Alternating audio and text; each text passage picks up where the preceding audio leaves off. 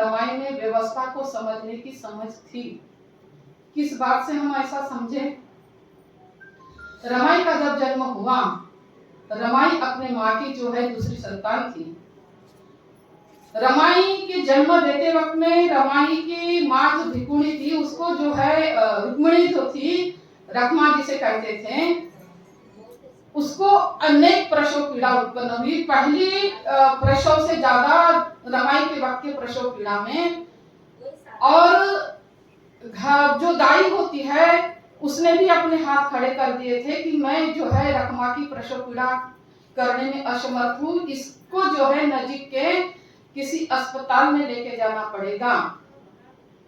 भिक्खु धोत्रे के अपने आचार विचार ढंसन के वजह से उस गांव के पार्टी ने जो है अपनी बैलमंडी देने का निश्चय किया और रमा के माँ को रखमा को जो है शहर के अस्पताल में ले जाने का बंदोबस्त किया गया, जहाँ रमाई का जन्म हुआ। जैसा सूरज जो है भोर की अंधेरे को चीरते हुए अपनी किरणों से रोशनी फैलाता है, मुर्गा बांध देता है, उस वक्त में रमाई का जन्म हुआ। और रमाई का जन्म होने के बाद में मैं समझती हूँ कि इस भारत की बहुसंख्यक समाज के जीवन में जो है दुख दूर होके सुख के किरण का उत्पत्ति हुई है, ऐसे मेरी अपनी समझ है। रमाई मात्र 6 साल की थी, उनकी माता चली गई और बहुत ही कम समय के बाद में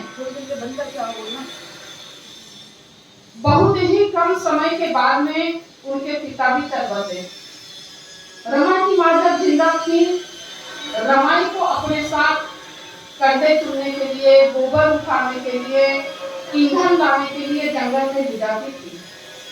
भिक्खु धोत्रे रखमा से कहते थे, तुम मेरी बेटी को जो है यह गंदा काम मत करना, क्योंकि मेरी बेटी जो है बड़े आसानी के जीवन संगिनी बनने वाली है और उससे यह तू छोटा और गंदा काम करवाएगी तो यह अच्छी बात नहीं है। लेकिन जब रमाई की माँ रखमा की मृत्यु हो जाती है तो शर्पण के लिए, ईंधन के लिए रमाई एक दिन अपने पड़ोसी महिलाओं के साथ में, जिनको हम चाची ताऊ मामा मौसी बोलते हैं, उनके साथ वो जंगल में जाती है। रास्ता भटक जाती है, सारे लोग वापस आ जाते हैं, रमा जंगल में रास्ता भटक जाती है। अंधेरा होने लगता है, रमा वापस नहीं आई करके भिक्खु धोत्रे जंगल की ओर उनका पड़ोसी जो रहता है पांडुरंग, उसके साथ में जाते हैं।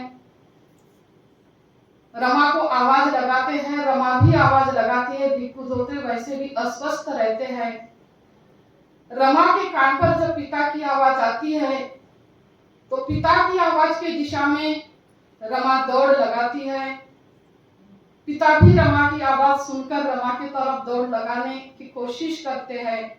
जैसे जैसे रमा पिता की ओर आती है, रमा के पिता जो है धरती पर बेहोश होकर गिर जाते हैं, उन्हें खून की उल्टी होती है। जब वो बेहोश हो जाते हैं तो रमाई पड़ोसी पांडुरंग के साथ अपने पिता को कंधे का सहारा देकर गांव में लाती है। डॉक्टर को बुलाते हैं, इलाज करवाते हैं। डॉक्टर आता है, उनकी नब्ज देखता है, उन्हें वह मृत्यु घोषित करता है। जब रमाई को यह पता चलता है कि उनके पिताजी भी उन्हें छोड़कर चले गए, उनका अंतिम संस्कार होता है। अब सोचिए कि जो 6 साल की बच्ची, अभी के बच्चों को तो पता है मृत्यु क्या होती है, उस जमाने में कोई साधन संसाधन नहीं थे, उसे नहीं पता था मृत्यु क्या होती है। आप लोगों ने देखा कि पतंग उड़ाते हैं, पतंग को देखा होगा आप लोगों ने। पतंग यदि किसी पेड़ में फंस जाए तो क्या उस पतंग को आप सुरक्षित निकाल पाओगे? बिल्कुल भी नहीं निकाल पाओगे। उस पेड़ के बीच में फंसी हुई पतंग की तरह रमा की अवस्था हो जाती है।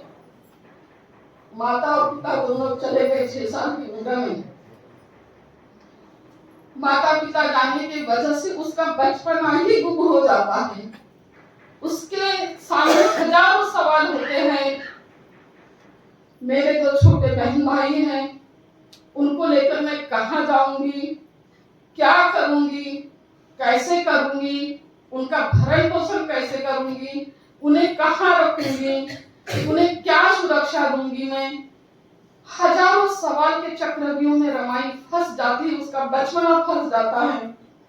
इन हजारों सवालों को चीरते हुए रमाई अपने आप को मजबूत करती है कि मेरी माँ ने मुझे स्वाभिमान से जीना सिखाया, मेरी माँ ने गोबर कंडे चुनने का काम सिखाया, ईंधन लाने का काम सिखाया। उस काम को करके भी मैं अपने बहन भाइयों का भरण पोषण कर सकती हूँ, ऐसा रमा की सोच और समझ बनती है। उधर मुंबई में रमा के मामा और चाचा रहते हैं, उन्हें सूचना दी जाती है, वे आते हैं, तीनों बहन भाइयों को जो है बनंद गांव से भाईखला लेके जाते हैं। रमाई लगभग 8.5 वर्ष की रहती है। 2 बच्चों का झगड़ा होते रहता है। किस चीज के लिए?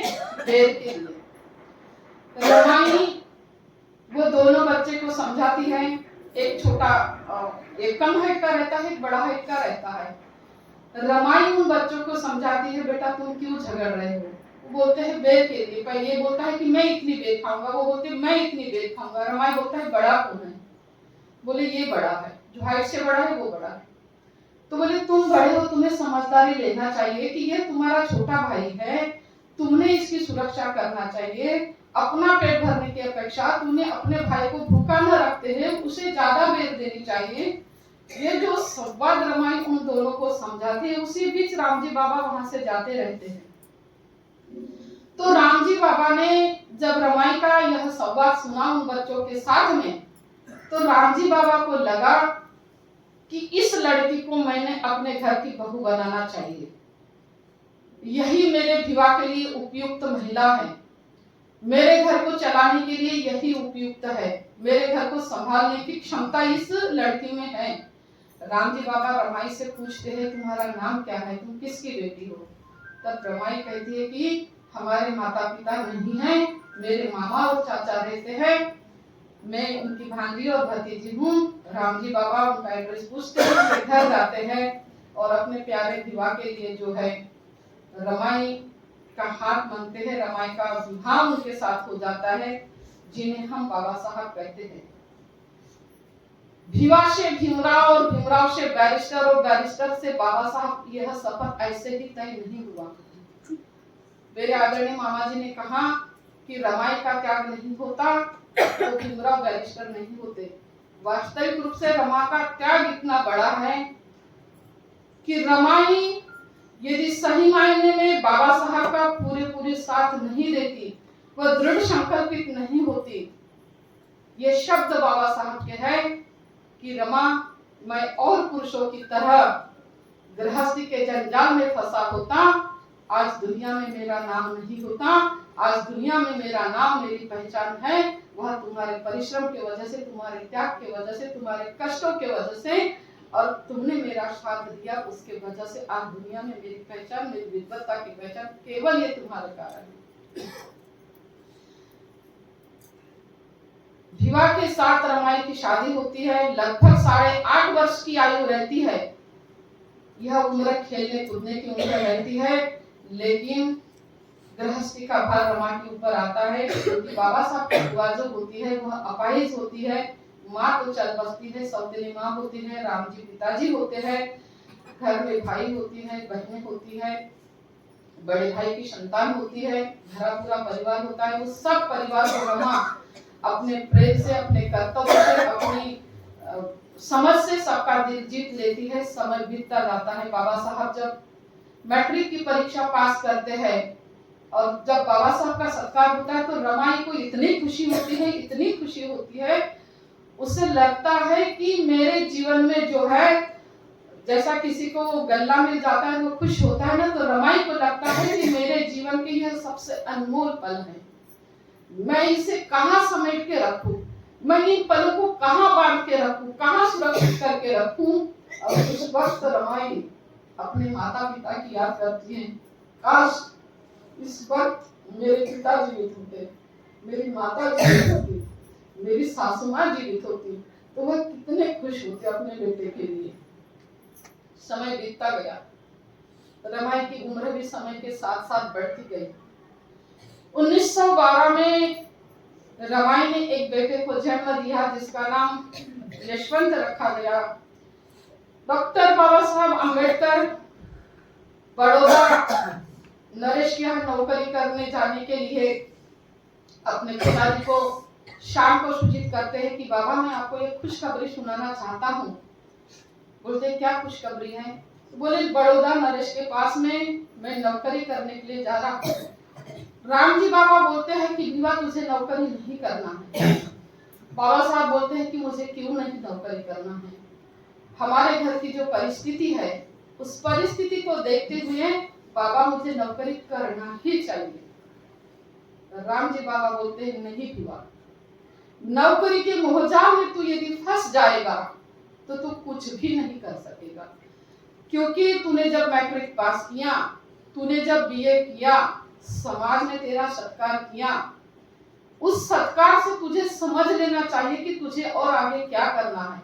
और विवा बचपन से ही मैंने तुझे समझाने की यह कोशिश किया कि हमारा समाज सदियों से प्रताड़ित रहा है, विषमतावादी व्यवस्था का जुल्मी शिकारी रहा है।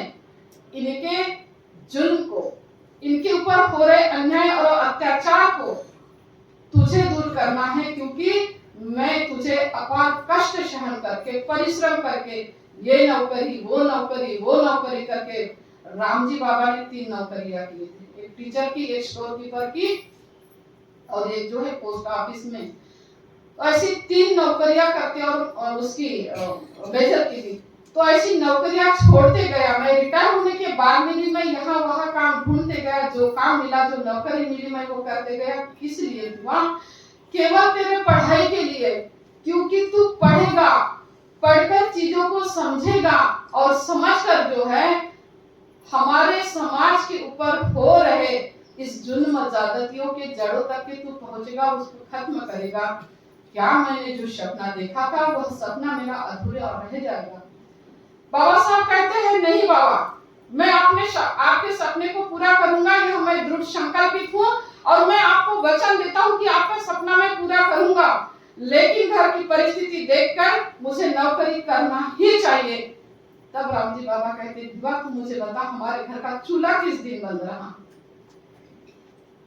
तुझे एक आध दिन भूखा रखा क्या मैंने? तेरे पढ़ाई के लिए मैं रात रात जगते रहा। आज हम लोग पालक लोग क्या करते हैं? बच्चे को एक सेपरेट रूम देते हैं, लैपटॉप देते हैं, कंप्यूटर देते हैं, टेबल देते हैं, वो बच्चा वहां क्या पढ़ रहा हमको नहीं पता होता।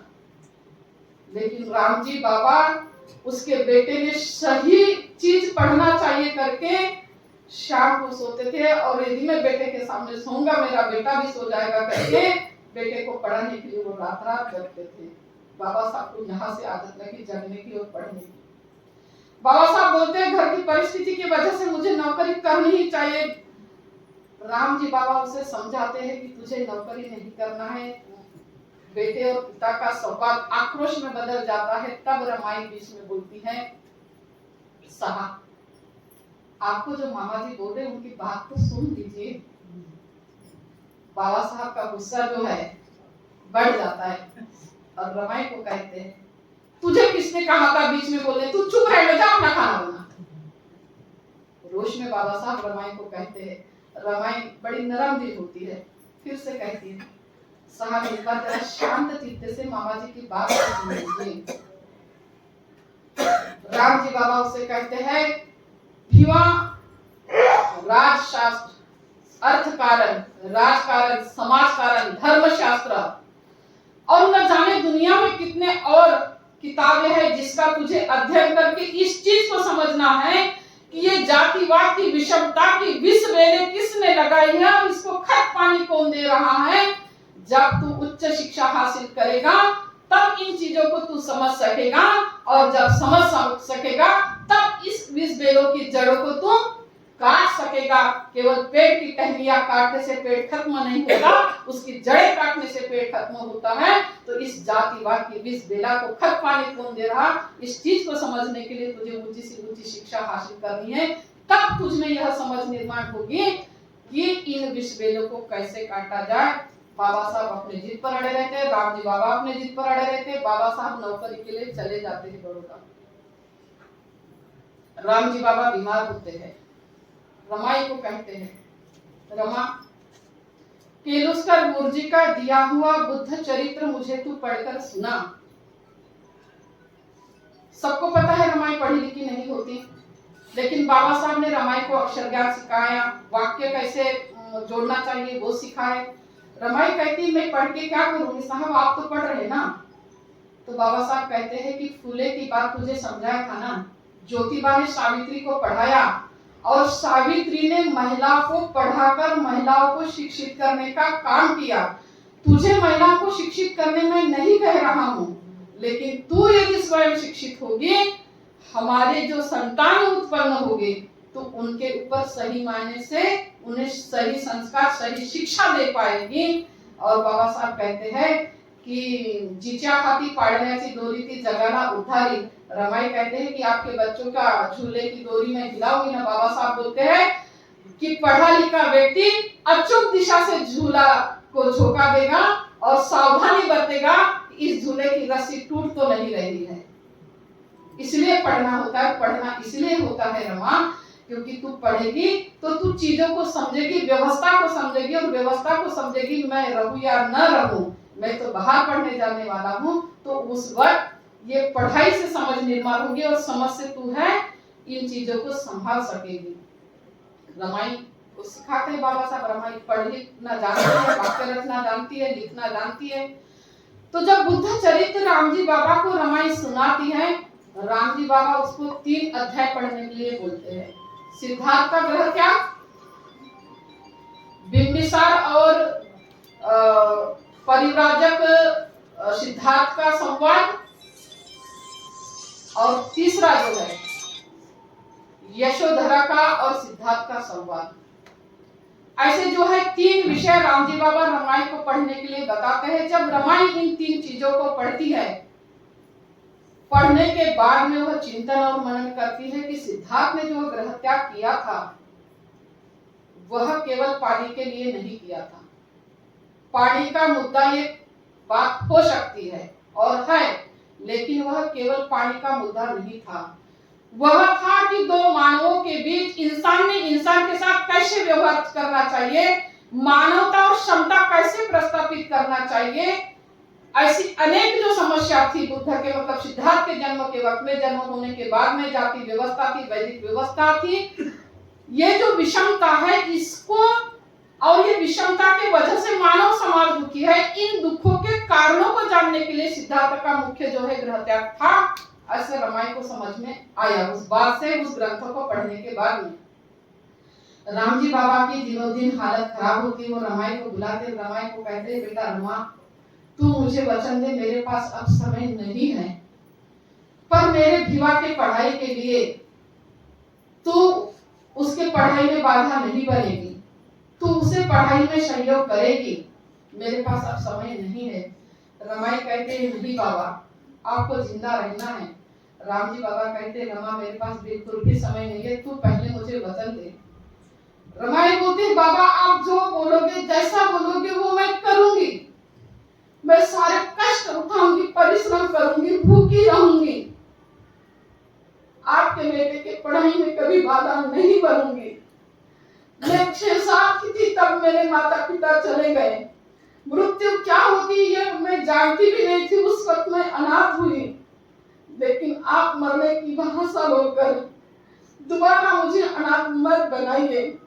आपका जिंदा रहना ही हमारे लिए एक छत के जैसे है, इसलिए बाबा आप जिंदा रहिए, आप जो बोलेंगे वह कष्ट मैं उठाऊंगी, साहब के पढ़ाई में कभी बाधा नहीं बनूंगी। राम जी बाबा की हालत देखकर बाबा साहब को टेलीग्राम भेजा जाता है। बाबा साहब दौड़े दौड़े मुंबई आते हैं। आने के बाद में पिता के पास जाते हैं। राम जी बाबा अपने मुख से कुछ कह तो नहीं सकते, उनकी अवस्था ही नहीं थी कि वो कुछ कहें, लेकिन उनके आंखों में हजारों सवाल थे। वह अपने बेटों की तरफ आशा भरी नजरों से देखते हैं। उनके आंखों में सवाल होते हैं कि भिवा तुझे पढ़ना है, तुझे ऐसी पढ़ाई हासिल करना है कि तेरे इस समाज की जितने भी दुख तकलीफ है वो सबको दूर करने की जिम्मेदारी तेरी है। और यह सपना मैंने जो देखा था, भिवा क्या तू इस सपने को पूरा करेगा? मुझे लगता है कि यह सामर्थ्य तुझ में है, तुझ में वह शक्ति है, तू ये कर सकता है। ऐसी आशा राम जी बाबा के नजरों में थी। और राम जी बाबा ने जो भिवा को समझाया वो हम सब माता पिता ने समझना चाहिए। अपने बच्चों को केवल बीए, एमए, एमबीए कराकर हमने संतुष्ट न रह के हर तरह की ऊंची से ऊंची शिक्षा उन्हें हासिल करने के लिए प्रेरित करना चाहिए। ये आपकी और हमारी जिम्मेदारी है। यदि हम अपने बच्चों को केवल नौकरी के पेट पालने वाली शिक्षा देते हैं तो हम कहीं ना कहीं राम जी बाबा, रमाई और बाबा साहब के गुनहगार हैं। हम अपने साथ में और अपने बच्चों के साथ में क्राइम कर रहे हैं। हमारे लक्ष्य हमेशा बड़े होने चाहिए। जैसे राम जी बाबा ने बाबा साहब से बड़े लक्ष्य की बात की थी, वैसे हमने भी अपने बच्चों से बड़े लक्ष्य की बात करनी चाहिए। छोटे छोटे लक्ष्य रखना यह गुनाह है, क्राइम है। अनिल भाऊ रंगारी यहाँ बैठे हुए हैं, मेरे बड़े भाई हैं। उन्होंने क्राइम के ऊपर 8-10 पत्तों की जो है एक बुकलेट निकाली। उसे आप लोग बहुत गंभीरता से पढ़े और समझे कि किन किन चीजों में हम क्राइम करते हैं। ऐसा मैं आग्रह करती हूँ आप लोगों से। आगे चलते हैं कि भिवा की तरफ आशा भरी नजर से राम जी बाबा देखते हैं और जैसा ही अपना हाथ उठाते हैं वैसा ही उनका हाथ नीचे गिर जाता है। अचल हिमालय के जैसे हिम्मतवान बाबा साहब पिता के मृत्यु से टूट जाते हैं, बिखर जाते हैं और इतना आक्रोश करके जोर से चिल्लाते हैं। उनका अंतिम संस्कार किया जाता है। अंतिम संस्कार के बाद में राम जी बाबा के मृत्यु के लगभग 6.5 महीने के बाद में बाबा साहब को विदेश पढ़ाई में जाने के लिए व्यवस्था की जाती है। बाबा साहब विदेश पढ़ाई जाने के लिए तैयारी करते हैं। रमाई से पूछते हैं, रमा तू क्या कहना चाहती है? रमाई बाबा साहब को कहती है, ऊंची पढ़ाई क्या होती है, कितनी किताबें होती है, कितनी मोटी होती है, कितनी पतली होती है, यह मुझे नहीं पता साहब। मुझे एक ही बात पता है कि बाबा ने आपको जितना पढ़ने बोले कम से कम आपको उतनी तो पढ़ाई करनी ही चाहिए और यदि हो सके उससे अधिक भी आपको पढ़ना पड़े तो वो भी आपने पढ़ना चाहिए, बस इतना मुझे पता है। यह बात रमाई बाबा साहब को कहती है और बाबा साहब विदेश जाने के निकलते हैं। उस वक्त रमाई की उम्र क्या होगी? 1913 में बाबा साहब विदेश जाते हैं। मात्र 14.5 साल की रमाई की उम्र रहती है, लगभग 15 साल के करीब करीब। 15 साल की वह महिला अपने पति को विदेश जाने के लिए कहती है, केवल समाज के ऊपर हो रहे भेदभाव से उन्हें मुक्ति दिलाने के लिए। उस वक्त न उसके पास में कोई ऐसा साधन नहीं होता कि वह अपने पति से संवाद कर सके विदेश जाने के बाद में। और वो भी कितने दिन का सफर जहाज का, 20 दिन का, 17 दिन का, कभी 15 दिन का। लगभग 15 साल की महिला, शादी हुई इसलिए हम महिला बोल सकते, वो 15 साल की छोटी सी बच्ची मेरे लिए, आप लोगों के लिए, इस भारतवर्ष के लिए अपने पति को मृत्यु के इसमें झोंक देती है। जहाज कब डूब जाएगा इसकी गारंटी है क्या? तूफान कब आएगा जहाज को डुबा देगा इसकी गारंटी है क्या? जहाज को कोई विदेशी व्यक्ति उस जहाज के ऊपर आक्रमण करके उस जहाज को नेस्तनाबूद कर देगा इसकी कोई गारंटी है क्या? इस बात की परवाह न करते हुए, अपने सुख और आराम की परवाह न करते हुए, अपने जीवन की परवाह न करते हुए, अपने बच्चों की जिंदगी की सुख की परवाह न करते हुए रमाई बाबा साहब को विदेश भेजती है। बाबा साहब जब विदेश जाते हैं और वहां से पत्र लिखते हैं रमाई को। रमाई को जब पत्र मिलता है, रमाई पत्र पढ़ती है, स्वयं पढ़ती है, पड़ोस की महिलाओं को पत्र पढ़कर सुनाती है। तब उसे पढ़ाई का मूल्य समझ में आता है कि यदि मेरे पति ने मुझे पढ़ना नहीं सिखाया होता तो मैं यह पत्र किसी दूसरे के भरोसे पर रहती पढ़ने के लिए, सुनने के लिए। न जाने उस व्यक्ति के पास में समय होता कि नहीं होता। वो एक दिन टालता, 2 दिन टालता, 2 दिन तक के मैं उनका पत्र नहीं सुन पाई होती।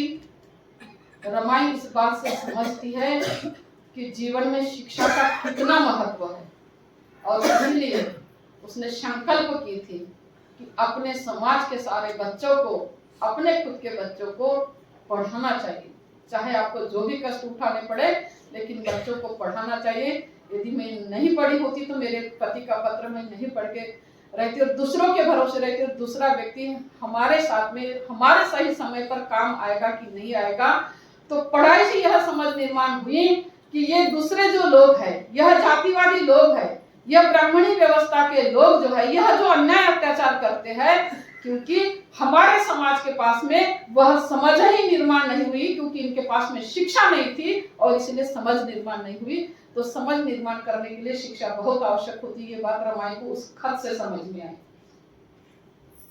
समय बीतता गया, बाबा साहब जब जाते हैं तब रमाई गर्भवती होती है।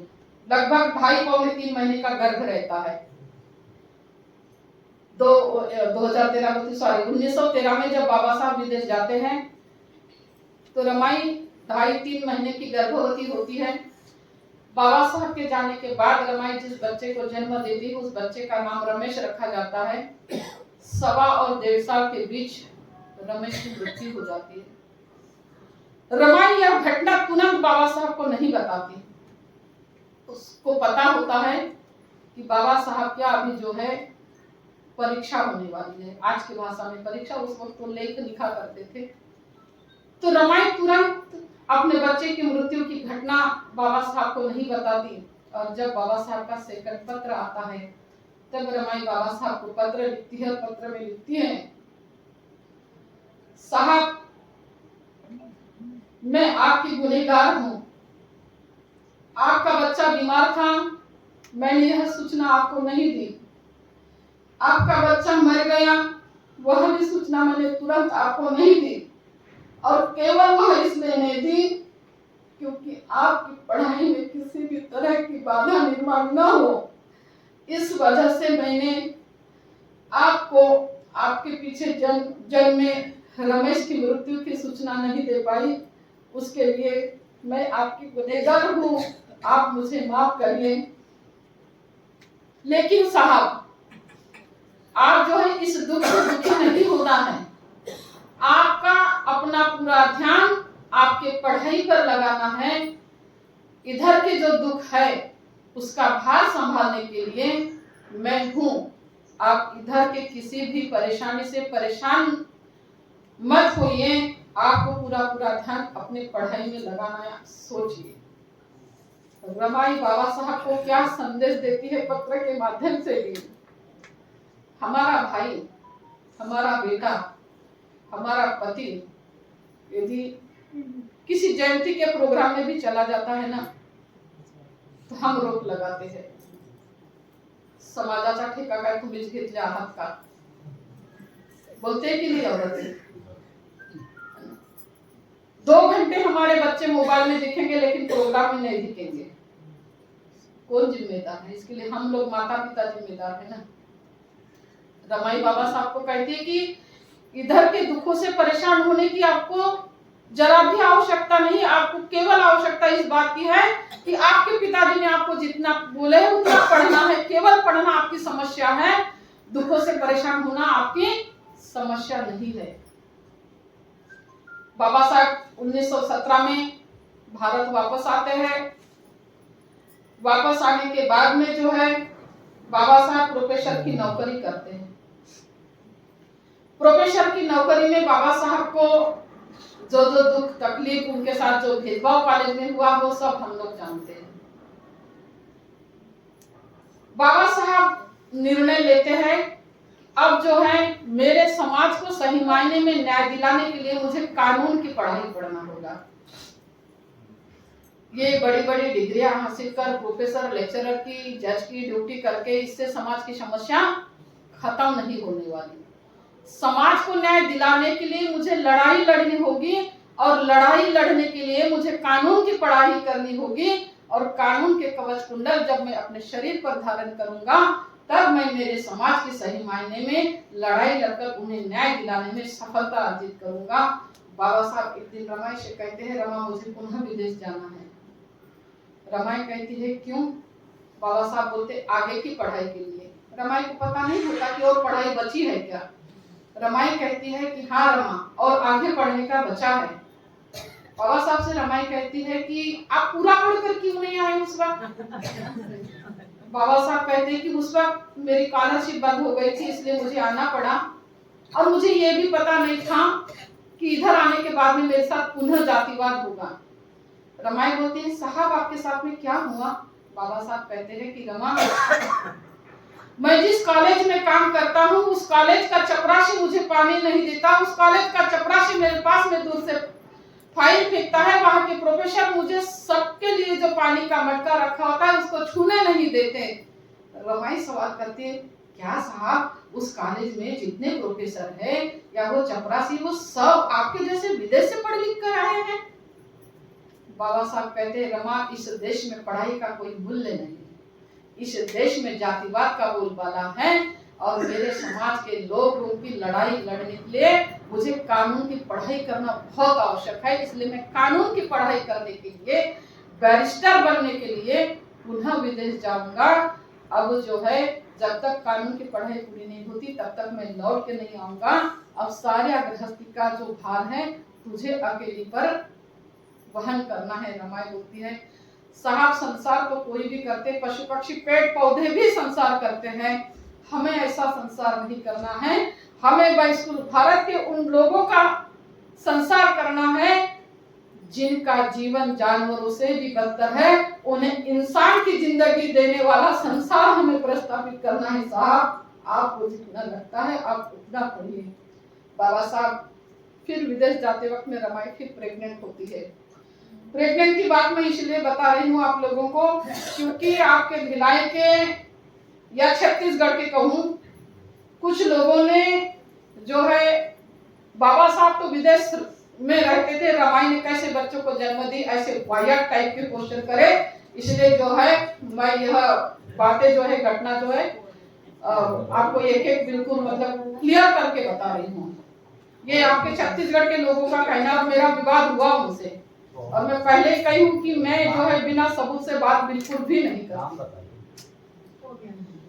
सो जो है रमाई गर्भवती होती है क्योंकि 17 में आते हैं बाबा साहब 20 में जाते हैं। आप ध्यान दीजिएगा 1917 में बाबा साहब भारत लौटे और 1920 में बाबा साहब पुनः विदेश जाते। 1917 और 1920 के वक्त में रमाई दो बच्चे को जन्म देती है, एक इंदु को और एक गंगाधर को। पहले दो बच्चे यशवंत पहला 1913 में बाबा साहब जाते हैं, गर्भवती रहती है तो रमाई रमेश को जन्म देती है और 17 से 20 साल के बीच में रमाई दो बच्चे को जन्म देती है, एक का नाम इंदु एक का नाम गंगाधर रखा जाता है। तो गंगाधर जो है वो बहुत छोटा रहता है जब बाबा साहब जाते हैं, तो गंगाधर मुश्किल से 2.5-3 महीने का रहता है जब बाबा साहब 1920 में विदेश जाते हैं। बाबा साहब के सामने ही जो है 1919 के लास्ट में मतलब बीच में जून के महीने में इंदु की मृत्यु हो जाती है।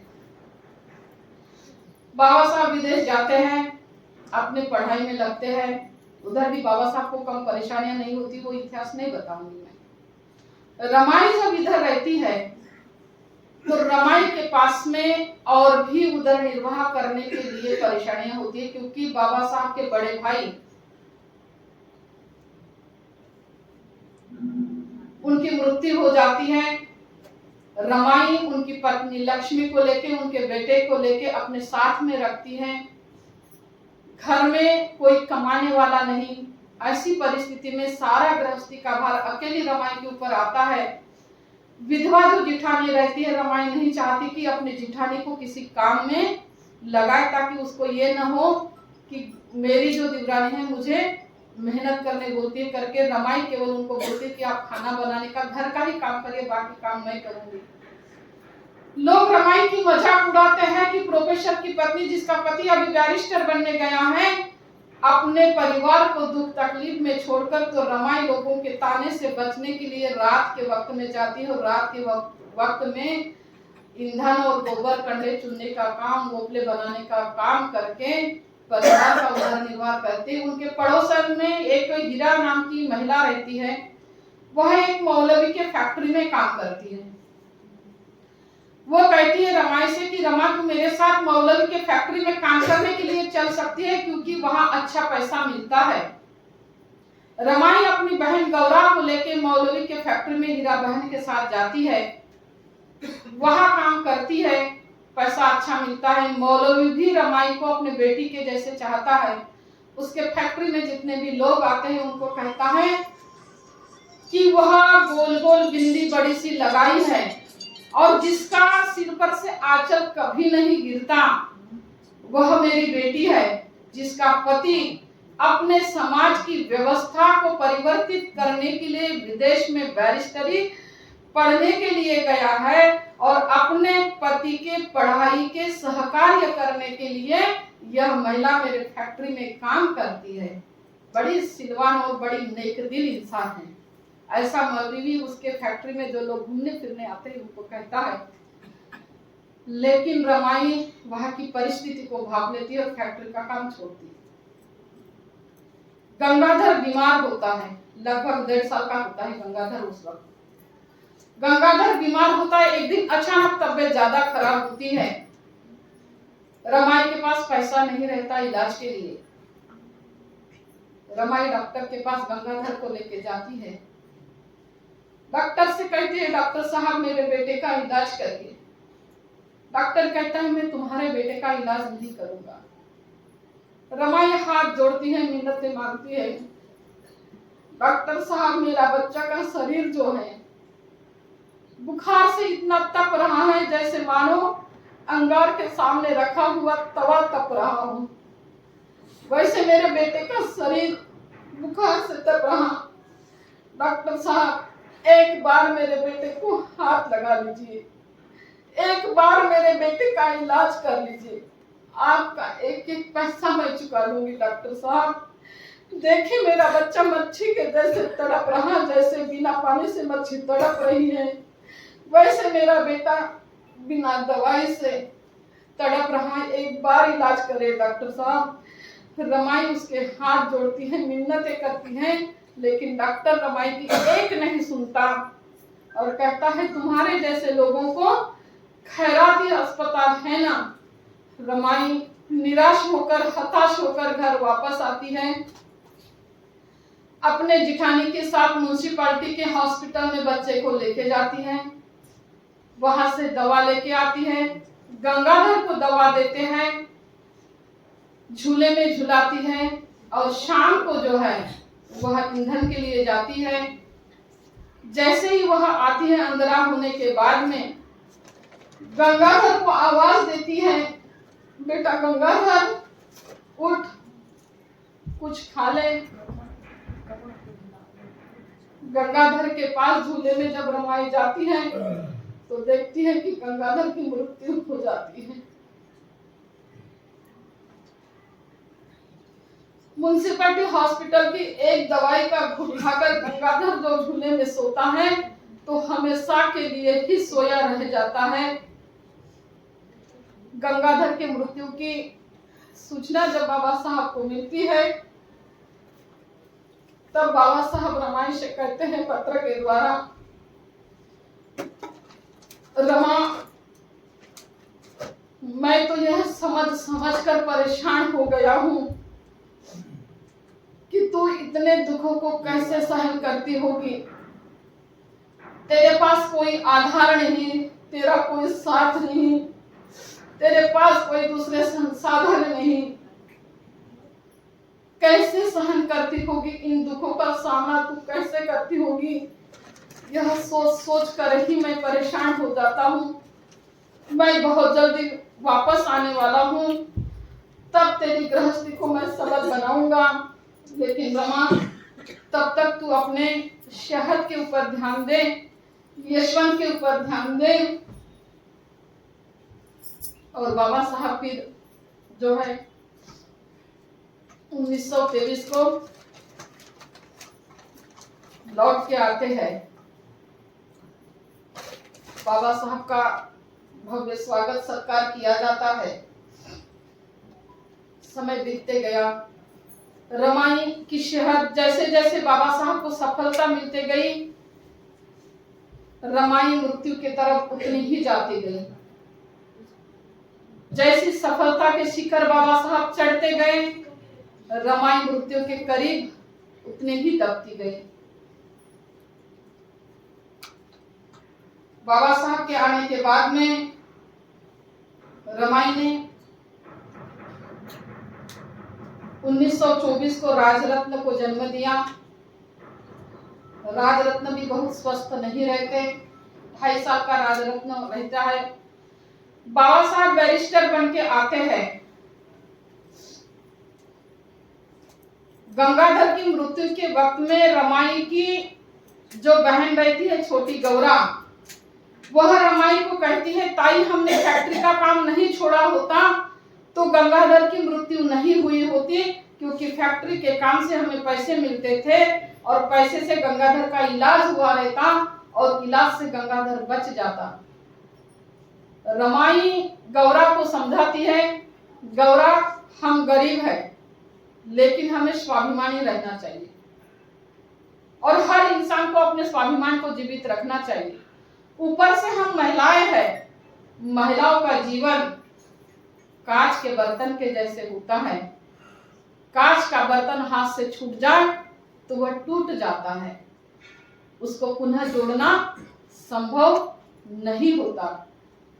फैक्ट्री में आने वाले लोग अच्छे नहीं थे। यदि किसी दिन हमारे साथ में कोई घटना घटती तो महिला के चरित्र के ऊपर लगा हुआ, चाहे उसकी गलती हो चाहे न हो, उस दाग को कभी भी धोया नहीं जा सकता।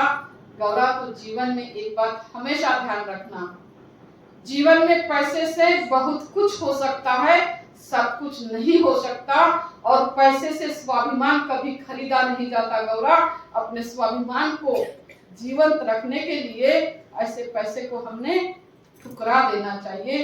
तू इस बात को अपने दिल और दिमाग में बिठा के रख ले। मैं उन मुद्दों पर जाना नहीं चाहूंगी, लेकिन एक बात जरूर कहना चाहूंगी, चाहे धार्मिक संस्थाएं हो, चाहे राजनीतिक संगठन हो, चाहे सामाजिक संगठन हो, आज समाज में पैसों को लेकर समाज का चरित्र ही कुछ और है। ये बात मेरी आप लोगों को बुरी लग सकती है, लेकिन यह सच्चाई और इसको हमें स्वीकार करना चाहिए। जिस रमाई ने अथाह कष्ट से परिश्रम कर अपने बच्चों को बिना दवाई से दफना दी, लेकिन पैसे के सामने कभी झुकी नहीं, कभी समझौता नहीं करी और अपने स्वाभिमान को जिंदा रखी। हमने अपने स्वाभिमान को जिंदा रखने के लिए क्या करना चाहिए, ये फैसला मैं आप लोगों के ऊपर छोड़ती हूँ। गंगाधर की मृत्यु के बाद में रमाई की जिठानी लक्ष्मीबाई कहती हैं कि रमा, इतने दुख और तकलीफ हमारे ही नसीब में क्यों है, चल हम जाकर ईश्वर से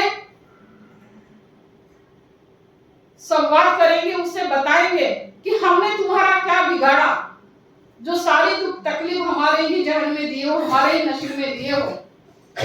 रमाई ने जो जवाब अपने जिठानी को दी, उसको आप लोगों को बहुत गंभीरता से सुनना चाहिए, क्योंकि हमारे लोगों ने बुद्ध को भी उस श्रेणी में लाके रख दिया जिस श्रेणी में हमने लाके रखना नहीं चाहिए।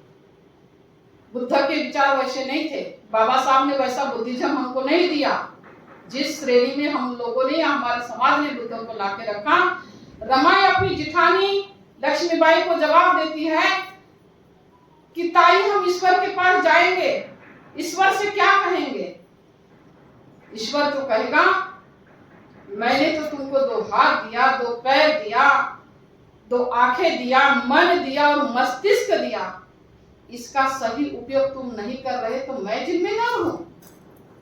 आज हमारी पढ़ी लिखी महिलाएं बुद्ध को क्या कहती है, मेरे बेटे को अच्छी नौकरी लगनी चाहिए, मेरे बेटे को अच्छा पति मिलना चाहिए, मेरे बेटे के लिए मेरे घर में अच्छी बहू आनी चाहिए, मैं जो है फलानी पूर्णिमा को अपने घर में परित्राण पाठ करूंगी, मैं इतने लोगों को खीरदान करूंगी। कहाँ लाके रखा हमने बुद्ध को? अरे जो रमाई कभी स्कूल की चौखट पर पैर नहीं रखी, वो रमाई अपने जिठानी को समझाती है कि ईश्वर कहेगा तुमको मैंने 2 हाथ दिया, 2 पैर दिया, 2 आंख दिया, मन दिया और मस्तिष्क दिया, इसका तुम सही उपयोग नहीं करके अपनी परिस्थिति नहीं बदल सकते, तो मैं थोड़ी ना जिम्मेदार हूँ। आपके पास में तो बाबा साहब के बदौलत डिग्री है, आपके पास में बहुत सारे ऐसे संसाधन हैं जिसको आप बदल सकते हैं। रमाई को बहुत गंभीरता से समझिए, बाबा साहब को बहुत गंभीरता से समझिए। जब राजरत्न को जन्म होता है, राजरत्न 2.5 वर्ष का रहता है, बाबा साहब बैरिस्टर बनके सांगली सतारा के गोमेवाड़ी के लोगों की केस लड़ते हैं, निःशुल्क केस लड़ते हैं। उस केस की वजह से बाबा साहब के पास में जो है केस आना कम होता है, क्योंकि वह केस महारों का रहता है, ब्राह्मणों के खिलाफ रहता है, मराठों के खिलाफ रहता है। मराठों ने उस जमीन पर कब्जा किया होता है, वो भी 80 साल से। उस जमीन का केस बाबा साहब निःशुल्क लड़ते हैं और उस जमीन को मराठों के और ब्राह्मणों के कब्जों से छुड़ाकर समाज को सौंप देते हैं। तो बाबा साहब के पास में केस आना कम होता है, तो घर की परिस्थिति जो है पुनः बिगड़ जाती है, और घर की परिस्थिति जब पुनः बिगड़ जाती है तो फिर अभाव में जीना शुरू हो जाता है।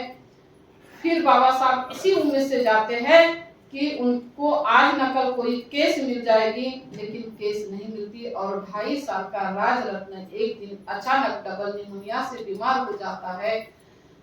वह सांस नहीं ले पाता। रमाई शंकर को बोलती है जाओ साहब को लेके आओ। शंकर दौड़ा दौड़ा कचेरी में जाता है, बाबा साहब को बुला के ले आता है। बाबा साहब घर लौट के आते हैं, राजरत्न को अपने गोदी में पकड़ते हैं और कहते हैं बेटा राजरत्न तुझे बता तुझे कैसा लग रहा। तो जो है बाबा साहब उससे संवाद करते ही रहते हैं। राजरत्न अंतिम सांस से बाबा साहब के गोद में दम तोड़ देता है। बाबा साहब बहुत जोर से आक्रोश करते हैं, रमाई भी बहुत जोर से आक्रोश करती है। जिस रमाई ने बाबा साहब के पीठ पीछे गए हुए बच्चों की शिकायत तक के कभी नहीं की, वो रमाई बाबा साहब से आज शिकायत करती है कि साहब आप तो सभा सम्मेलनों में कोर्ट कचहरियों में व्यस्त रहते हैं, मेरे बच्चे मेरी जान थी, मेरे बच्चों से मेरा घर परिवार हरा भरा था, मेरा जीने का एकमात्र आधार मेरे बच्चे थे, मैं किस उम्मीद से अब जिंदा रहूंगी साहब। आपके पास में जीने के लिए तो आपके समाज वजह है, आप कहीं न कहीं व्यस्त रहते हैं, लेकिन मेरे जीने का आधार मेरे बच्चे थे, मैं कैसे जिंदा रहूंगी साहब, मैं कैसे जिंदा रहूंगी साहब मेरे बच्चों के बदौलत। रमाई पहली बार बाबा साहब से यह शिकायत करती है। बाबा साहब का पड़ोसी पांडुरंग बाबा साहब से पूछता है रमा भिवा क्या तेरे पास में कफन की व्यवस्था है? बाबा साहब अपने कोट के जेब में हाथ डालते हैं और पांडुरंग से नहीं के सिर में सिर हिलाते हैं। रमाई जो समझना था वो समझ गई और अपने पति के कहने के पहले उसने अपने साड़ी का आंचल फाड़कर राजरत्न को कफन बनाकर शमशान भूमि में लेके जाते हैं। उनका अंतिम संस्कार होता है। फिर बाबा साहब के पास केस आना शुरू होता है, पर रमाई की सेहत खराब होती है। डॉक्टर बाबा साहब को सलाह देते हैं कि अब यदि अब रमा पुनः मां बनी तो वह जिंदा नहीं रह पाएगी, आपको औलाद चाहिए कि पत्नी चाहिए, यह फैसला डॉक्टर अंबेडकर आपको करना है। बाबा साहब डॉक्टर की बात सुनते हैं और रमाई के साथ में 9 साल ब्रह्मचर्य का पालन करते। ये छोटी घटना नहीं है।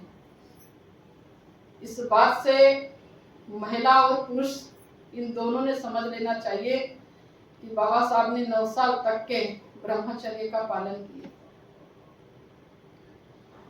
पैसा आने लगता है तो बाबा साहब ने रमाई को एक उपहार बना के दिया, और वह उपहार था सोने की चूड़िया। शहद तो गिरते गई रमाई की। शहद गिरते गिरते बाबा साहब को गोलमेज कॉन्फ्रेंस में जाना होता है। महाड़ का सत्याग्रह मैं छोड़ देती हूँ, कालाराम नासिक का सत्याग्रह छोड़ देती हूँ, उसमें रमाई का बहुत बड़ा योगदान रहा है। जब गोलमेज कॉन्फ्रेंस में डॉक्टर बाबा साहब आम्बेडकर जाने की तैयारी करते हैं, रमाई की सेहत खराब होती है, तो बाबा साहब को डॉक्टर ऐसा सलाह देता है कि इनका हवा परिवर्तन होने के लिए दूसरी जगह शिफ्ट कर लीजिए तो इनकी सेहत में थोड़ा सुधार आ जाएगा। तो डॉक्टर बाबा साहब आम्बेडकर के बड़े करीबी मित्र रहते हैं बलवंत वराड़े, कर्नाटक धारवाड़ के। तो बाबा साहब उन्हें सूचित करते हैं, उन्हें बुलाते हैं। बलवंत वराड़े जी धारवाड़ से आते हैं, रमाई, लक्ष्मीबाई, यशवंत, मुकुंद और गौरा और शंकर को लेके जाते हैं। रमाई उधर धारवाड़ में रहती है, उनके सेहत में काफी सुधार होता है, स्वस्थ होने लगती है। एक दिन बाबा साहब का बलवंत वराड़े को पत्र आता है कि अब मैं जो है गोलमेज कॉन्फ्रेंस खत्म करके भारत लौटने वाला हूँ। यह पत्र जब बलवंत वराड़े जी रमाई को बताते हैं तो रमाई वापस आने की जिद करती है। बाबा साहब बलवंत वराड़े को कहते हैं कि रमाई का पूरी रूप से स्वास्थ्य जब तक नहीं सुधरता तब तक उन्हें मुंबई मत भेजिएगा। लेकिन रमाई की जिद के वजह से रमाई मुंबई आती है। और बाबा साहब जब आते हैं तो बाबा साहब के सत्कार के लिए काफी भीड़ लगी हुई होती है। रमाई भी उस सभा में बाबा साहब का सत्कार करने के लिए जाने की इच्छा जाहिर करती है, लेकिन वो जाए तो उसके पास पहनने के लिए अच्छा लुगड़ा नहीं होता है, अच्छी साड़ी नहीं होती, तो फिर क्या पहन के जाए, ये समस्या रमाई के सामने उत्पन्न होती है। रमाई की जिठानी रमाई को कहती है कि तुलसा और मंजूरा से उनकी साड़ी मांग लीजिए, आप उसको पहन लीजिए। रमाई बोलती नहीं, मैं फटी साड़ी को सिलूंगी और कुछ भी करके ऐसी ही व्यवस्था करके मैं जाऊंगी, लेकिन उनसे नहीं मांगूंगी। रमाई घर में ढूंढते रहती है कि कोई अच्छा कपड़ा हो जिससे वो कैसे भी तैयार करके साड़ी के रूप में लपेट के जाए। साहू जी महाराज का दिया हुआ साफा रमाई को पेटी में मिलता है और रमाई उस साफे की साड़ी बनाकर पहनकर सभा में जाती है। बाबा साहब का ध्यान जब रमाई पर जाता है, बाबा साहब समझ जाते हैं कि रमाई ने क्या पहनकर आई, और बाबा साहब की आंखें नम हो जाती है। इतनी भीड़, इतनी अपार जनता रहती है।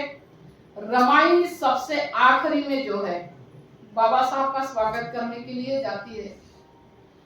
तो उस सभा का स्वागत सभा का संचालन जो है पीके अत्रे जी करते हैं। तो अत्रे जी ने रमाई से सवाल किए कि आप तो डॉक्टर आम्बेडकर की सहधर्मचारिणी हैं, इस नाते तो आपको सबसे पहले आना चाहिए, पहला सवाल। दूसरा सवाल कि उनका स्वागत करते वक्त में आपकी नजरें क्यों नीचे झुकी हुई थी। रमाई अत्रे जी को जवाब देती है कि मैं सभा में साहब का स्वागत करने सबसे आखिरी में इसलिए आई हूं क्योंकि मैं उनकी जीवन संगिनी होने के नाते काफी समय मेरा उनके साथ में बीता है, लेकिन जिन्होंने साहब को देखे भी नहीं, वह लोग दूर दराज से भूखे प्यासे आए हैं, तो उनकी जीवन संगिनी होने के नाते मेरी पहली जिम्मेदारी बनती है कि उन लोगों को साहब का पहले दर्शन होने दूं, और यह मैंने जो है अपनी जिम्मेदारी समझकर उन लोगों को पहले साहब का दर्शन होने दी। दूसरी बात कि साहब का स्वागत करते वक्त में मेरी नजरें इसलिए झुकी थी कि इस बहिष्कृत भारत के अस्पृश्य समाज का उद्धार करने के लिए, इनको इंसानियत की जिंदगी बहाल करने के लिए साहब ने जो अपने कंधों पर बेड़ा उठाया, उनके इस पवित्र कार्य को मेरी नजर न लगे, इसलिए जो है मेरी नजरें नीचे झुकी हुई थी। ऐसा रमाई ने पीके अत्रे के सवालों का जवाब देते हुए पूछा, क्या आपको मेरे जवाब से आप संतुष्ट हैं? क्योंकि अत्रे और बाबा साहब भी हक्का बक्का रहे कि उन्होंने कल्पना नहीं की थी कि रमाई ऐसा जवाब भी दे सकती है। इधर जो है गोल में सभा से आने के बाद में जो हक और अधिकार बाबा साहब ने मन के लाए थे, उस हक अधिकार के लिए रमाई केवल करुणा की मूर्ति नहीं थी। रमाई लड़ना भी जानती थी, रमाई संघर्ष भी करना जानती थी, और रमाई में प्रतिकार शक्ति बहुत थी कि चीजों को कैसे विरोध किया जाए। गांधी अनशन पर बैठे थे, गांधी के लोग बाबा साहब को धमकी भरे पत्र देते थे, उन्हें धमकियां देते थे। एक दिन ऐसा होता है कि गांधी के लोग बाबा साहब के घर के ऊपर आंदोलन के रूप में जुलूस लेके आते हैं और उस जुलूस में बाबा साहब को मारने की धमकी के नारे लगाते हैं, बाबा साहब के घर को जलाने के नारे लगाते हैं। रमाई की जिठानी लक्ष्मीबाई, जो कि बाहर नल के ऊपर पानी भरने के लिए होती है, वह दौड़ी दौड़ी आती है और रमाई से कहती है कि रमा, वह भिवा बाबूजी को मारने की बात कर रहे हैं, उनके हाथ में लाठी काठियां हैं, उनके हाथ में और भी कुछ हो सकता है। रमाई उस वक्त कपड़े धोते होती है, हाथ का पिटना लेकर सामने जाती है और जुलूसार्थियों के सामने खड़ी हो जाती है और कहती है कि बताइए, आप जो है डॉक्टर अंबेडकर को क्यों मारना चाहते हैं? जुलूसार्थी कहते हैं कि डॉक्टर अंबेडकर अपने जिद पर अड़े हैं और गांधी बाबा की वह बात सुन नहीं रहे हैं। गांधी बाबा जो है अभी मरणासन्न स्थिति में है, डॉक्टर अंबेडकर अपनी जिद छोड़ देंगे तो गांधी जी जो है जलपान और खाना शुरू करेंगे तो वो जीवित रह जाएंगे। इसलिए हम डॉक्टर अंबेडकर को समझाने आए हैं कि वह अपनी जिद छोड़ दे। रमाई उन जुलूसार्थियों को जवाब जो देती है, वह जवाब हमें हमेशा ध्यान में रखना चाहिए। रमाई कहती है, आप गांधी जी के समाज के लोग मेरे तरफ से गांधी जी से यह सवाल पूछिएगा, क्या डॉक्टर अंबेडकर ने गांधी और गांधी के समाज से अपने परिवार के लिए कोई उनकी धन दौलत छीने हैं, कोई उनकी धन संपत्ति छीने हैं, या कोई ऐसा बड़ा जो अधिकार है वो छीने हैं? अरे इस देश के लोगों ने, गांधी और गांधी के समाज के लोगों ने हमारे समाज के लोगों को इंसान होकर, हिंदू धर्म का अंग होकर उन्हें इंसान तक के नहीं समझा।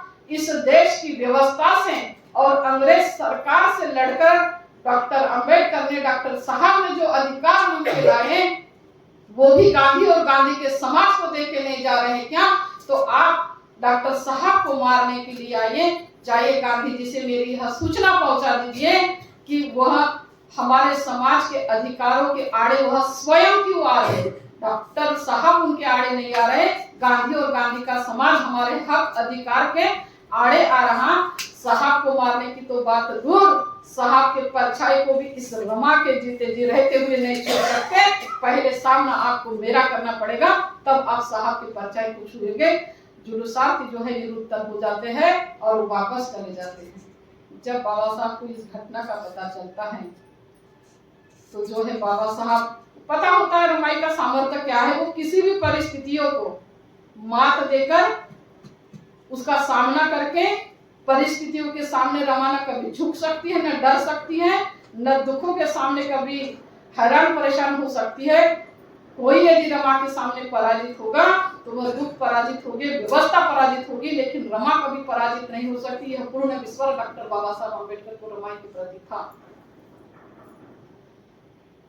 धारवाड़ के हॉस्टल में जब रमाई थी तो वहां के बच्चे जो भूखे रहते हैं, एक दिन जो है रमाई बलवंत वराड़ी की जो पत्नी होती है उसकी चोटी करते रहती है और हॉस्टल का निरीक्षण करती है, और फिर उन्हें पता होता है कि बच्चे भूखे हैं। तब रमाई बलवंत वराड़ी से पूछती तो बलवंत वराड़ी बोलते हैं कि सरकारी ज्ञान खत्म होने के वजह से जो है आज बच्चे भूखे हैं 2 दिन से। तो रमाई बलवंत वराड़ी जी को कहती है कि यह बात आपने मुझे पहले क्यों नहीं बताई।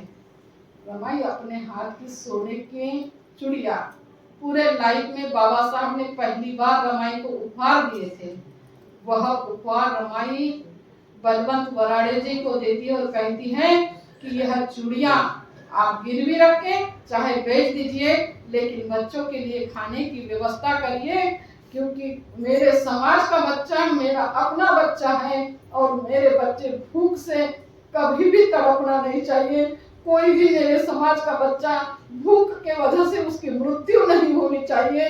ये सोने की चूड़ियां मेरे किसी काम की नहीं है। चाहिए बच्चों के खाने की व्यवस्था करिए। बलवंत वराड़े जी चूड़ियां लेके जाते हैं और खाने की व्यवस्था करते हैं, और सारे के सारे बच्चे जो हैं खाना खाकर बलवंत वराड़ा जी से जब सवाल करते हैं तो वह बताते हैं कि यह खाने की व्यवस्था मातोश्री रमाई ने कही। समय बीतता गया, रमाई मृत्यु की तरफ बढ़ते गई। समय ऐसा आया कि 1935 में रमाई की तबीयत और ज्यादा ही खराब हो जाती है। बाबा साहब के सभा सम्मेलन चलते रहते हैं।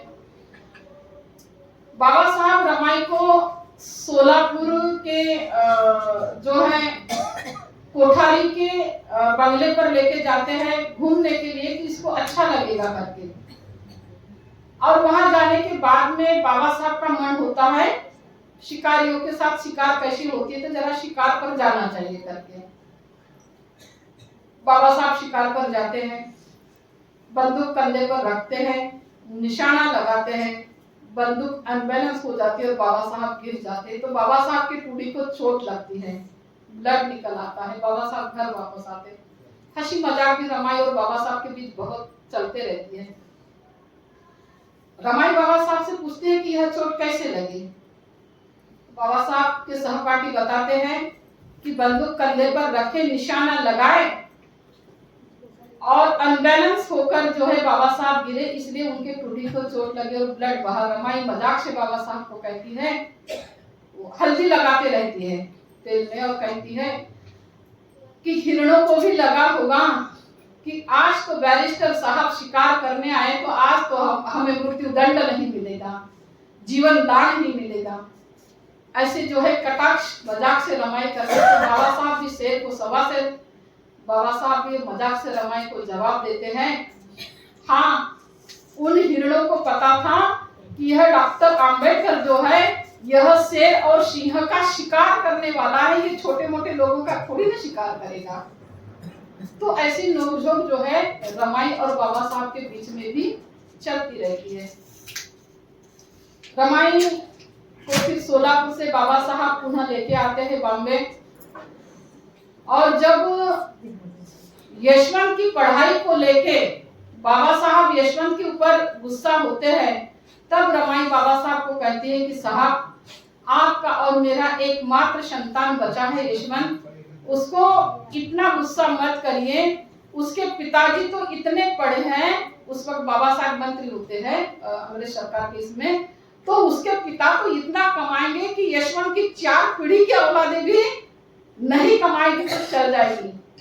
ऐसा रमाई बाबा साहब को कहती। तो बाबा साहब कहते हैं, ऐसा कभी मत सोचना कि मैं कितने भी बड़े पद पर जाऊंगा तो मैं अपने उस निजी पदों का जो है उपयोग अपने परिवार के लिए करूंगा, क्योंकि यह पद जो है मेरे समाज के उद्धार के लिए मिला।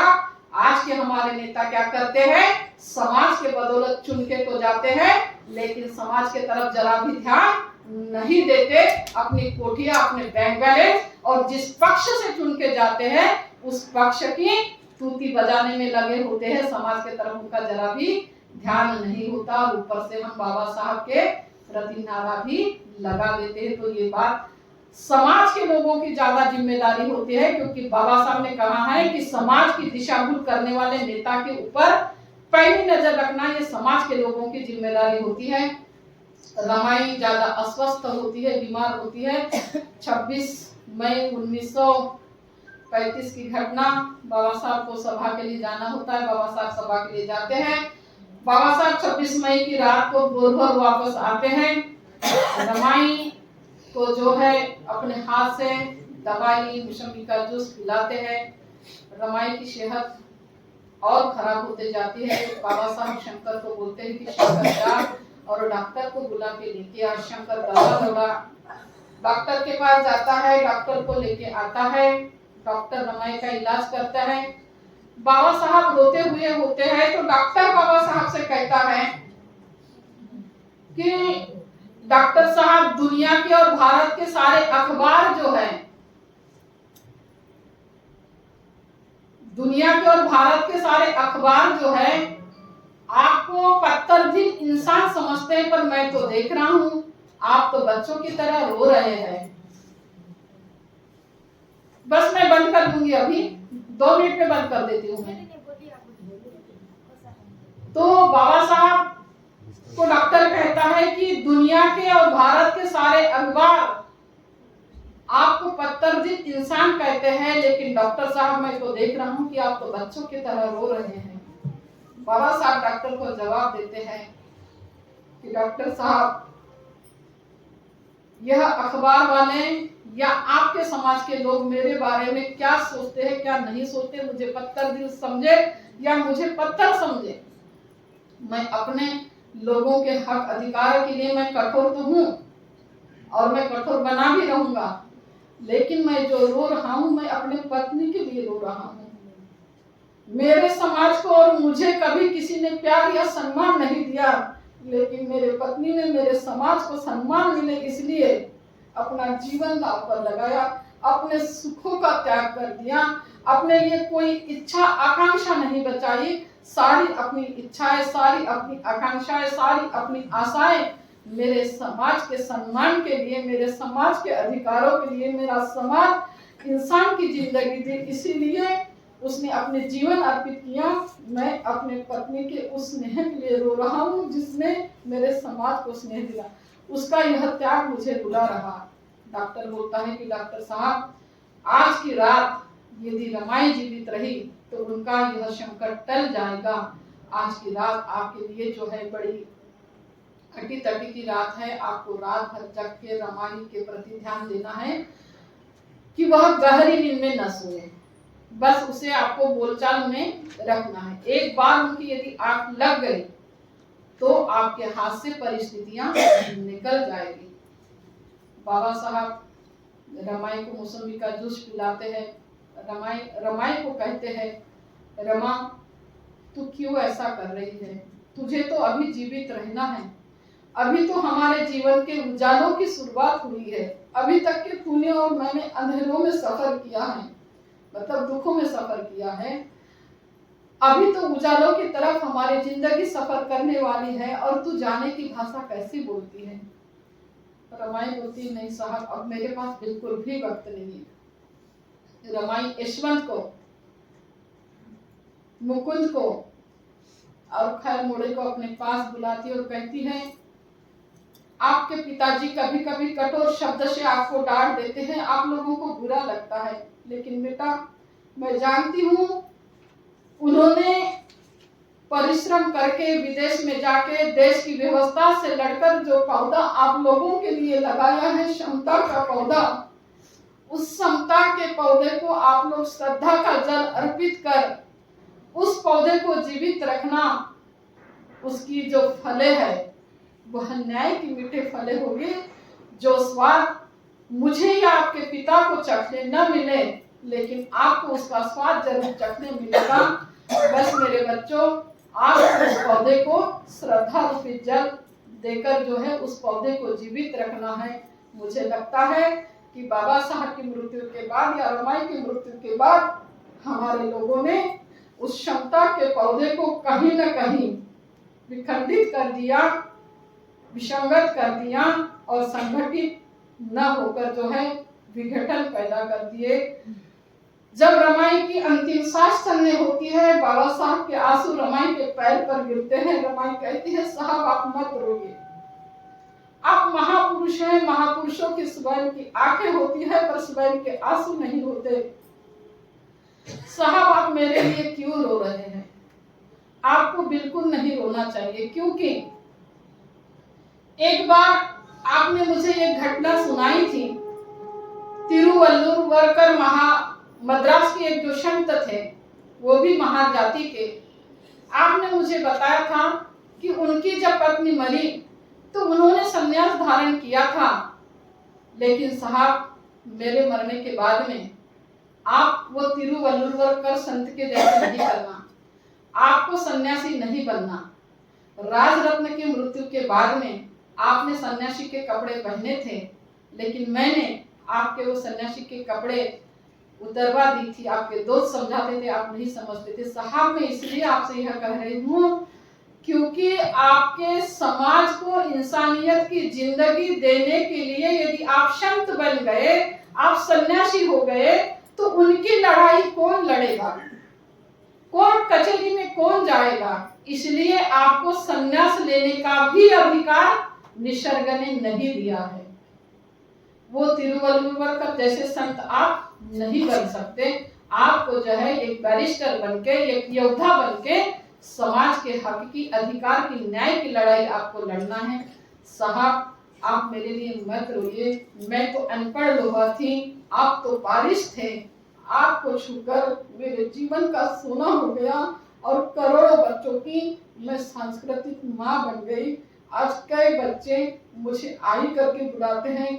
सदियों से किसी एक महिला को इतना बड़ा उपहार मिलता है, जो उपहार आपकी जीवन संगिनी होने के वजह से मुझे मिला है। बाबा साहब कहते हैं, रमा तुझे नहीं पता, कस्तूरी मृग के पास में मूल्यवान कस्तूरी होती है, लेकिन उसको नहीं पता होता है कि उसके पास में मूल्यवान कस्तूरी है। वैसे तू है मेरे लिए।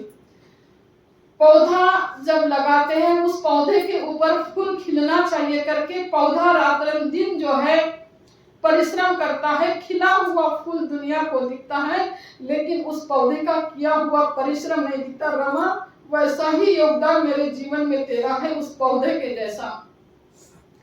तू नहीं होती तो मैं कुछ भी नहीं कर सकता था, क्योंकि बचपन में मेरी माँ चली गई, बाद में मेरे पिताजी चले गए। मेरे पढ़ाई में सहयोग करने वाला कोई नहीं था। मेरे पिताजी को तूने जो वचन दी रमा, उस वचन को तूने मरते दम तक आजीवन निभाई, अपने संकल्प को पूरा की, और तेरे उस दृढ़ संकल्प के वजह से आज दुनिया के सामने मैं पढ़ा लिखा विद्वान दिख रहा हूँ। ये केवल तेरे परिश्रम, तेरे कष्ट का, तेरे त्याग का, एहसान का मैं ऋणी हूँ रमा। तेरे ऋण से मैं कभी भी मुक्त नहीं हो सकता। और मैं बाबा साहब को कहती, साहब वह देखो बहिष्कृत भारत आपके तरफ आशा लगाए हुए बैठा है। जिंदा मानव के शमशान, जहाँ की मानवता मृत हुई है, जहाँ कभी सूरज की क्षमता की किरणें नहीं गई है, साहब उस बहिष्कृत भारत के सामने वहाँ की मृत मानवता आपको जीवित करना है। वह सूरज बनकर आपको जाना है और उन्हें जीवन दान देना है, उन्हें इंसानियत की जिंदगी देना है। कानून के रचनाकार को कभी भी आंसुओं के समुद्र में मत डुबोइए साहब, क्योंकि उद्ध्वस्त गृहस्थिया जो है वह आपके तरफ आशा लगाए बैठी है। कितनी महिलाएं हैं जिनके पति निरपराध महिलाओं को शराब पीकर आते हैं और जानवर के जैसे उन्हें पीटते हैं, उनकी गृहस्थिया बर्बाद करते हैं। साहब उन बेगुनाह महिलाओं की गृहस्थिया आपको सबल करना है, उनकी गृहस्थी सबल करने के लिए आपको आंदोलन चलाना है, उनके लिए आपको जीवित रहना है। साहब मेरे लिए रोते हुए नहीं बैठना है, आपको रोना शोभा नहीं देता। साहब आपके समाज को समता मिलना चाहिए, आपके समाज को स्वाभिमान मिलना चाहिए, इसलिए आप हिंदू धर्म को छोड़ने की बात करती हैं। मैंने जब बुद्ध चरित्र राम जी बाबा को पढ़ के सुनाई, तब मुझे समझ में आया था कि बुद्ध के विचार ही ऐसे हैं जो समाज को, मानव समाज को आशा की किरण जगाते हैं और उन्हें समता और स्वतंत्रता और न्याय बंधुता का सिद्धांत देते हैं। आप साहब हिंदू धर्म को छोड़कर जो भी मार्ग लेंगे, मैं आपसे कह रही हूँ, आपके लिए जीने वाली रमा आपसे कह रही है कि आप केवल और केवल बुद्ध के मार्ग को ही स्वीकार करिएगा। साहब देखिए वो जलते हुए वन, वो जलते हुए जंगल आपकी तरफ दौड़ रहे हैं, वह उद्ध्वस्त गृहस्थिया आपके तरफ दौड़ रहे हैं। वह देखिए नव युवक आपकी तरफ आशा लगाए हैं, उनके सपनों को पूरा करने की जिम्मेदारी आपके ऊपर है। इसलिए जो है आप उनकी माँ बनिए, उनके कर्तव्यनिष्ठ पिता बनिए और बहिष्कृत भारत को अस्पृश्यता से मुक्ति दिलाने के लिए आपको नया भारत निर्माण करना है साहब। इसलिए मत रोइए, इसलिए मत रोइए साहब, इसलिए मत रोइए। जय भीम, जय रमाई।